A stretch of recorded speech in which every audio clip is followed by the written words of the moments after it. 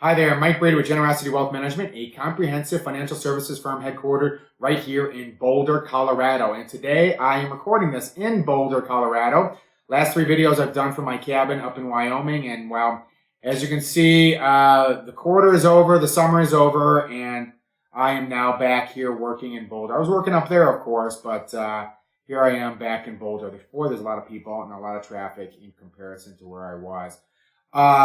So sometimes it feels boring when I'm doing these quarterly videos. I'm sitting here like, okay, what exactly should I talk about? What's the most impact that I can make in the few minutes that we have together? The reason why is it comes back to the fundamentals time and time again. First, let's do a quick little recap of what happened this past quarter. It was up. It was another positive quarter, the third positive quarter in three. The S&P and the Dow Jones, which are unmanaged stock market indexes, were up over 1%. The NASDAQ was pretty much break even. It was down 0.1%. Give or take a day, it was positive or negative. There was a lot of volatility in comparison to what we've seen recently this past quarter, but nothing that's way out of the ordinary. Yes, on August 5th, there was a 3% decline in one day. There's an old adage that the market takes the stairs up and the elevator down, meaning that it might go up very slowly and have dramatic downs.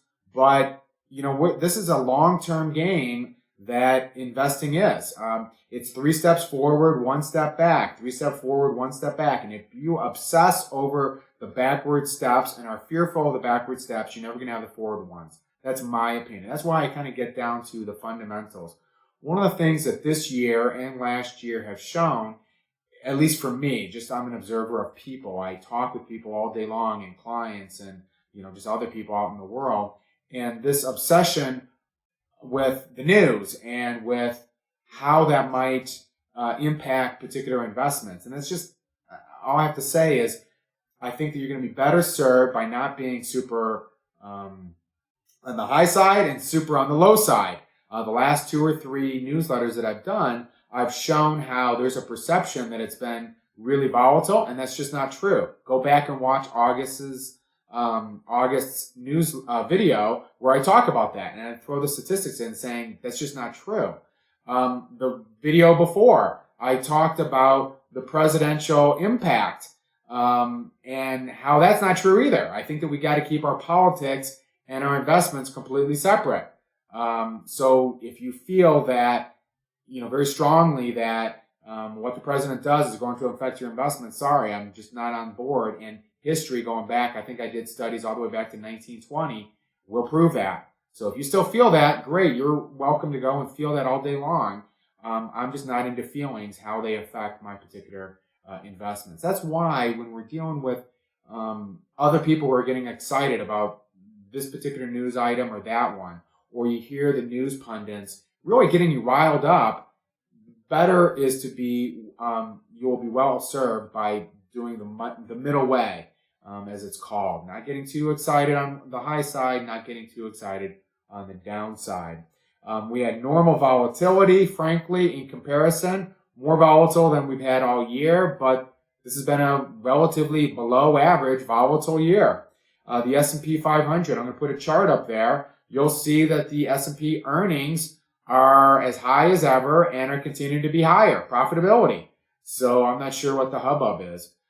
We've got fixed income this year, which are unmanaged bond indexes in general are positive again in single digits. Not quite double digits, 10% higher, but very nice if you've got bonds. So stocks are, the unmanaged stock market indexes are up. The bond indexes are up. Let's be excited about this. Unemployment is at an unbelievably low amount. It has been decreasing for the last 10 years. We have inflation that is unbelievably low. We have a yield curve that everyone was like, oh my God, should we, jump out of the window from my big skyscraper? And the answer is no. Do we even hear anything about that? It's so important that after 4 days, nobody talked about it anymore.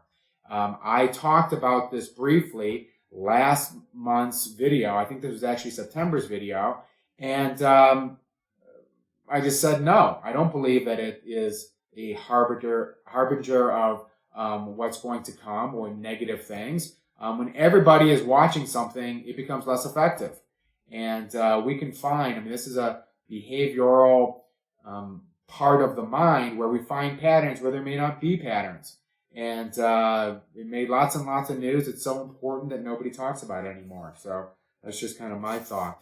Talking about politics, let's not forget that the market in the early 70s, when we had a constitutional crisis, lost 30%. Okay? When Bill Clinton had another constitutional crisis, that impeachment and then his acquittal, the market went up 28%. Okay? This unmanaged stock market index went up 28%. So here we've got one in the early 70s, and there was a lot going on there. High inflation, oil embargo. It was not just Watergate and Clinton. Other things were going on as well that were very positive. But during that time, the market rallied and very nicely. Okay, did it decline starting in the beginning of 2000 due to politics? Absolutely not. It had been a bubble in the tech for a long time, and that's what caused it. Not anything to do with politics. You always have to ask yourself, are my emotions helping me or are they hurting me? And I recently read a quote that I want to say here that I just absolutely love. And I'm going to put it on my newsletter as well. Optimism is pessimism about the dangers of pessimism. Okay? So if you're pessimistic, I would argue that doesn't serve you well. 3 out of 4 years historically have been positive in the markets. Even from the worst of the particular years leading up to elections is still positive. So optimism is pessimism about the dangers of being pessimism. Okay, and so yeah, I have a tendency to be optimistic. I have been doing this for 28 years. I've seen it most of the time when you talk with me. I'm pretty middle of the way. Hey, yeah, how does this affect things long term? I'm sorry, why are we getting all bent out of shape? I've seen this only 100 times. It might be the first time that you're seeing it, but I've seen it, many times. And historically, I'm a student of history. It has happened many times before. So how has that happened? How has it turned out from all these other situations, even if it might be the first time that you're experiencing it? And it might be very real to you. So I take nothing away from the emotions that you might be feeling. I'm just questioning whether or not those emotions are helping you. So, you ask that of yourself. How is it helping you, your happiness, and your particular investments? That's it for this quarter. No reason, in my opinion, that I'm going to be overly pessimistic. I continue to be optimistic. That has served us well, not only this year, but in pretty much most of our years as we're looking towards. And as we look towards long term, being optimistic is much better than being pessimistic. It serves you well. Mike Brady, 303-747-6455. Always here if you have any questions, any concerns. Have a wonderful week. Have a wonderful quarter, and I will talk with you next month. Bye-bye.